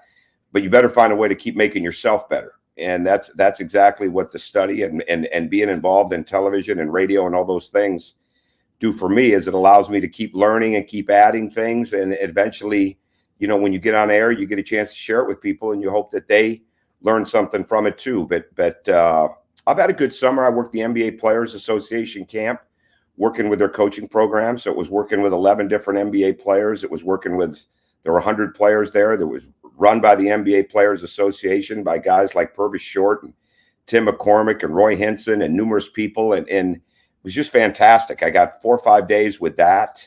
So I try to stay busy, try to see different things, be around different places. But the bottom line is I got to stay busy and got to be energized. It doesn't sound like you're having much of a problem with that. And the Summer League has become, I don't want to say must-see TV, but it has become its own deal with fans from either college teams able to follow guys on, like for Indiana. It is obviously Kel'el Ware for Purdue. It's Zach Edey and many others out there that and Kel'el Ware having a good start to his Summer League season. Well, he couldn't have found a better team. And I said this on the air, and I've said it a couple times. Kel'el Ware needed Miami probably more than Miami needed him. And I thought Mike and his staff did a really good job of building on some things. I think that the issues that Ware has got to overcome will be brought to life every day, being in that Miami Heat organization, from having different guys that have been a part of that. Heat culture is a real thing. I mean, and heat culture is it's a constant work. It's a constant plan every day. It's an early morning, especially when you're young. And I've seen bodies transform in there, seen minds transform in there, certainly games transform in there. And there's some other really good development programs in the NBA, but not every one of them. It's just like college. There's some that, you know, they really do a good job coaching. They've got good talent, things like that, but they're not really making their players individually better every day. And I think a place like Miami does that. And I think for Ware, it'll be really good because he's got to make strides on both ends. And he's got to get that shot worked out so he's not shooting such a hard ball. He's got to not be as in love with the three as he is with the ability to drive, seal, slash, make the three a weapon, not a necessity. He's got to give multiple efforts, as most college kids going into the NBA do. And it not just be about block shots, but be the multiple different things that need to be done. And again, I thought Mike and that staff did a really good job of changing a lot in him. But I think if you talked to people that were around him, like I have there, and if you really watch him, you'd know that change is still really in the infant stages. And he is truly what you call a process player. And the only way he's going to make progress through that process is to understand that he's got to continue to bring the most out of himself every day, not just have others push and drive him to do that. And hopefully he will. And if it's going to happen, it'll happen in Miami. Zach Edey, another big name player that is in the Summer League, a rookie or NBA freshman, if you will.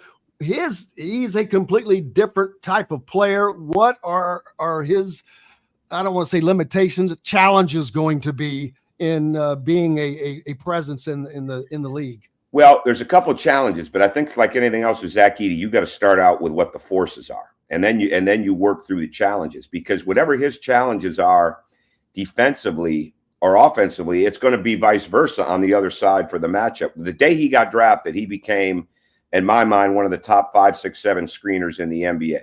The day he got drafted, because there's a lot of slipping in the NBA. There's a lot of slip, run for the lob, but like in today's NBA game, when you can set a screen and create that separation for the guard to have to take on the big man, which he does, that's an unbelievable skill. And there's a lot of guys that miss that skill because they'd rather slip.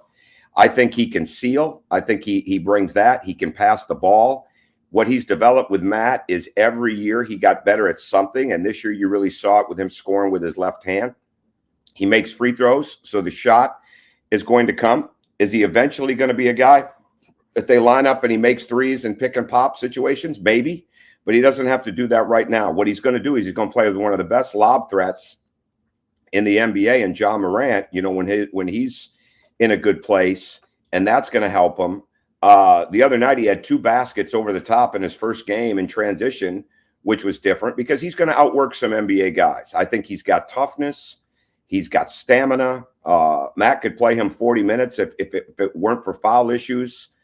He can make shots. I think he's got a meanness, a toughness about him. There's brute strength to him. I think the challenges are going to be a couple things defensively, getting out to big men, getting out to shoot, and then getting back in the paint. I think he's going to struggle a little bit with downhill pick and roll, downhill action from a guard that's just taking him on full speed. So they're going to need some help there. And then I think he's going to have to get adjusted to the NBA game, which is so much multiple pick and roll with the same guy, or it might be dribble handoff into a ball screen or ball screen back to a handoff or something that's multiple, where he's going to have to do two things at once in a very short period of time, and which means he's going to have to be up or he's going to have to really be in a position where he can defend it. But I think he'll do that. Like, I think that was an absolute great pick for them. I mean, it's a team that's got to make a jump. It's a team that's somewhere in the middle of the pack to the lower end of the pack of being a playoff contender right now in the West. And he changes the game for them. And I think he's going to surprise people. All he does is get better. And I think when you're 7'4", and then your wingspan is another +6 or +7, whatever it is, like that length is incredible. And so to me, I think he's going to do well. I really do. And I think it's not about if he starts. It's not about who's he like. It's about, okay, nobody else has anybody like him. So let's make sure that we utilize him to our best where we can. And if we can't utilize him, we take him out and put somebody else in.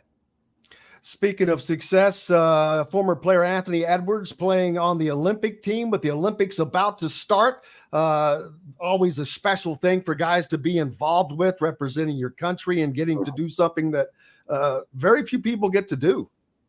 Well, I think he's excited about that and was awesome the other day. And Dwayne sent me a few more pictures yesterday, but then he put one on Twitter the other day of, Coach Crean disciples. And he showed Dwayne talking to Anthony. That to me is unbelievable, not just because it's two great players, but because Anthony looks up to Dwayne and Dwayne looks after Anthony because of our relationship. And I think, to me, to get two guys that have played in the Olympics like this and hopefully win a gold medal is an incredible feeling of pride watching those guys. But I think Anthony, he's got incredible confidence, but he's also got a respect. He's got a respect for the game. He's really become much more of a winning-driven player. You have to grow into that a lot of times, and he is growing into that. I think he looks up to players with respect, but I think he fears nobody. And I don't think he ever puts himself in a spot where I don't have a chance to be as good as these guys. I think Luka Doncic is the same way. I mean, Luka Doncic knows that he's really, really good. And I think when you have that level of confidence mixed with a work ethic, and that's what Anthony has. I think Luka Doncic has the same thing, but in this case with Anthony, he's got an incredible work ethic. So when you know you're really good, when you're very confident, when you feel like you can be in any situation, and you do the work to keep it going and to prove it, there's no limits to you. And I mean, he's not even going to be 23 until August 5th, and he's going to be in the Olympics playing for a gold medal. So I think as long as he makes the game easier for the other guys, I think what I think is going to happen with that team is I think their defense is going to be so good because there's so much pressure from each other to play defense at a high level, because you look around and LeBron and Steph Curry and Anthony Davis and all those guys are playing at a high level. I think they're going to be tough to deal with. The key will be, will the ball move? Will players move? And will everybody handle it when they're not playing the minutes that they want to play? And Anthony's going to have to go through that. But I think being in an environment like that, with his respect for the game, his work ethic for the game, and him being just loving to play, and the bigger the environment, the better for him, I think he'll do great there. Right now, we've got the AAU coming to a conclusion season, the 3SSB Adidas Championship going on down in Rock Hill. It'll be followed by the Peach Jam. But you were the king of finding guys that turned out to be superstars that somehow got missed. And my favorite story of all time, and I'd rather get it officially from you, but is the OG story. When the way I understood it, you were going to look at either Juwan or somebody else. You see this guy like, who the hell is this? And he's not on the roster, not listed, and you have to track down who he is. And Well, the rest is history. Well, that's exactly. It wasn't Jawan. We were recruiting. Jawan was in another tournament. He was playing for Mocan Elite in the EYBL Peach Jam circuit, and we were already recruiting him. But we went to see another player playing for a team out of Memphis called Team Thad. It was Thaddeus Young had sponsored a team that Coach Norton Hurd coached. So we were going to see another player. We went to Atlanta for this. It was an Under Armour tournament. I think our 3 packages cost us $750 to get into the event. And we get into the event, and I'm watching the game. We got this big packet that we paid all this money for. And here's this guy in a headband, floppy hair, pressure in the ball, showing his length, big, thick, strong legs, wide shoulders, running the floor, getting dunks, getting steals, locked in, unbelievable eyes on the ball and focus that he had. And we couldn't find him in the book. So like halftime couldn't get there fast enough to go check the official scoring book. Well, they only had the last name in there. They didn't have OG. So like I'm trying to pronounce it like you're trying to pronounce some of the places that you were at in Washington and places like that.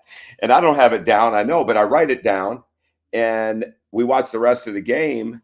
And you couldn't talk to the coaches at that point. So we made sure we were back. This was a night game. We made sure we got back to see him again the next day and saw him a couple more times and then dove into the film. And I knew we were intrigued from watching him play, because just something's got to strike you. I think the biggest thing for me has been my instinct of the vision that I have for a player. And again, I've oversold it at times. I've bet on myself too many times thinking I could change somebody maybe to be what I thought they could be, and maybe they didn't really want it. But like, you better have a vision. And again, it's like we talked about at the beginning, it's how they make you feel, even when you don't know them. Like, how do you feel watching them play? And those memories should never go away. And for me, they don't, right? When you see somebody or talk to somebody for the first time. And so watched them on film. And after I watched them on film and saw some highlights of his movement, his shooting, things like that, like it was a no-brainer for me to offer.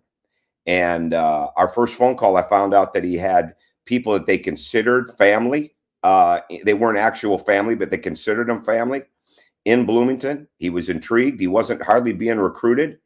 But I was way past that being an issue with me. If who was recruiting him, I would always ask, but I didn't.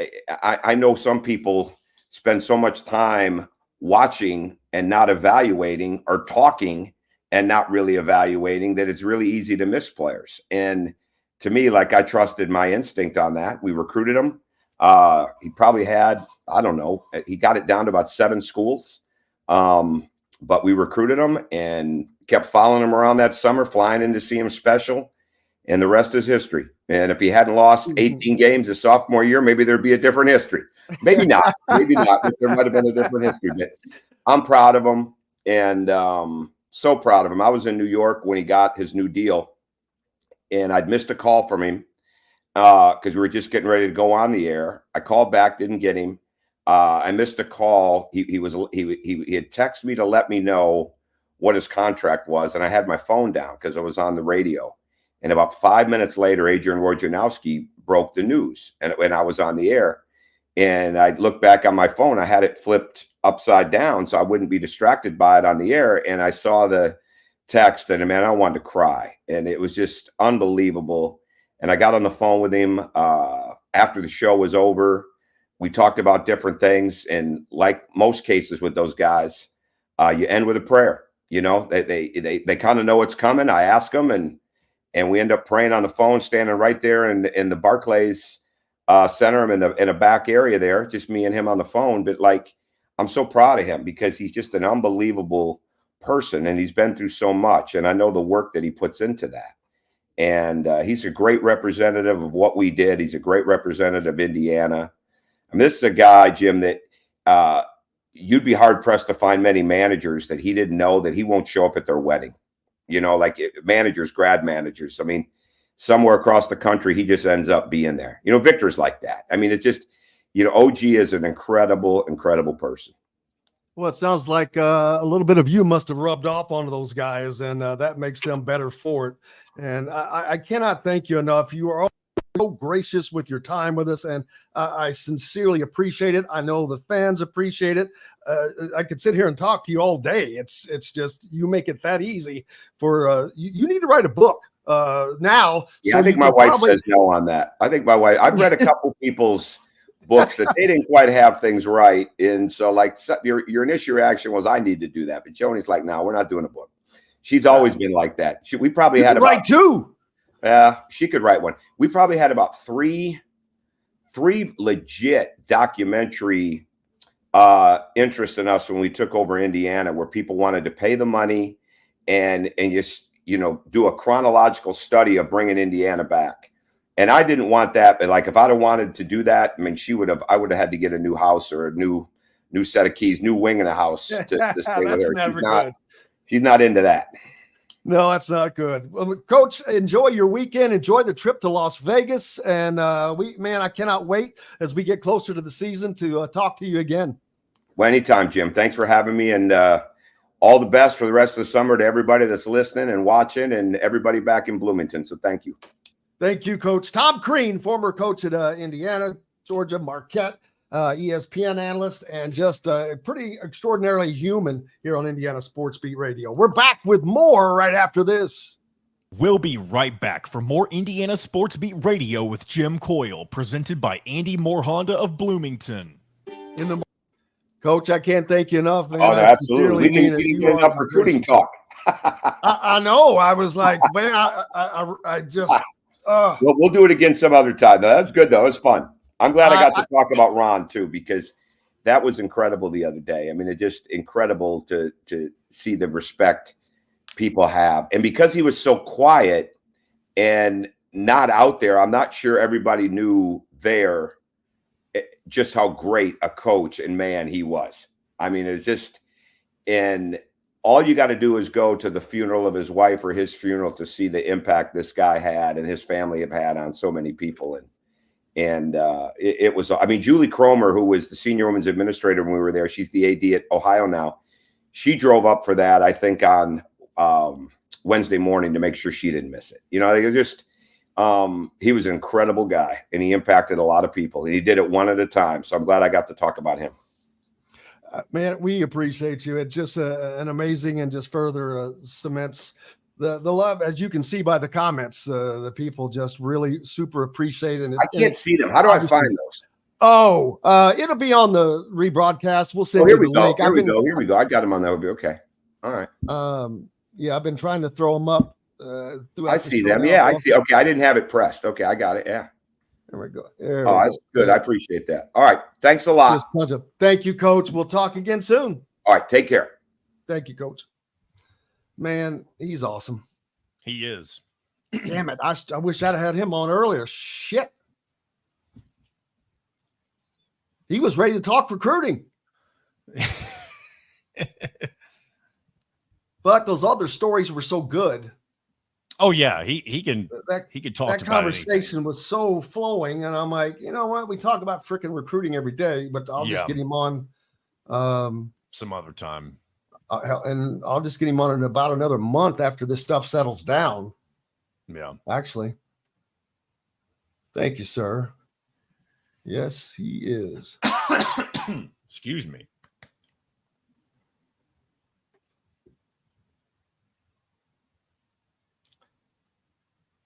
The McDonald's story. Is that the one? That's not the flat tire story. I know that there's somebody was broke down in the wintertime and he pulled over to help them fix their flat tire, I think.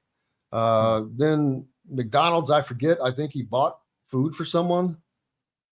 All right, we're about to come back, and just remember, this is just a quick wrap up. You need to make a gourmet meal at home, or pick out a tomahawk steak or a grouper filet and enjoy it cooked to perfection in Chop Shop Steakhouse. Chop Shop Market and Table, I won't play any a part of the liners here, Wild by the Food way. Group, is your butcher, baker, and fish house, no matter where you live.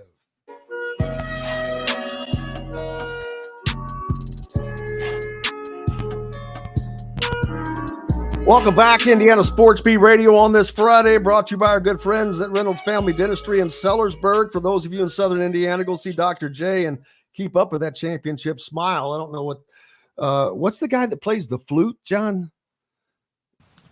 The guy that plays the flute? I don't know. There's some guy that he's only known for playing the flute, but that's what I thought the music. I'm like, oh, wow, is that what's his name? He's got that real kinky curly hair. When I think the thing you made me think of is like the marching army flutist, like the war flutist. It wasn't. That's not it. I know that's not what you're referring to, but that's what made me think of. But man, what an incredible show today. A fun show. Bob, first of all, make sure you reach out or subscribe to bobkravitz.com. Zach Osterman from the Indy Star, and of course, Coach Tom Crean. We went very long in that segment. I apologize. We didn't even get to talk a lot about recruiting, as he said, but the conversation was so incredible. We'll do that again. It gives us a reason to have Kenny G. Thank you, Cassandra. That's who I'm talking about. I thought he was Kenny a trumpeter or a saxophonist. No, it ain't Jethro. It's not Jethro Tull, Robert. Far from Jethro Tull, but yeah, I thought it was some Kenny G stuff, but no, what an incredible conversation. You see why it has nothing to do with coaching, man. It's just fun, but big fun. I hope you guys have had a great week and of shows, and looking forward to having a great weekend for yourselves. We'll be updating you. Go to thehoosier.com for updates on Indiana Elite and their run for a 3 SSB championship, and Rock Hill will keep you updated on that. And be a subscriber, please, there. We would greatly appreciate you. For John, the producer, thanks to each and every one of you. Without you, have no reason to be here. We're back Monday to do it again. Until then, I'm Jim Coyle. I will see you on the radio. Thanks for listening to Indiana Sports Beat Radio. Be sure to subscribe to our YouTube page for more clips and team coverage of Indiana basketball, football, and more. You can also find full episodes and tons of other content on thehoosier.com. We'll see you next time for another edition of Indiana Sports Beat Radio.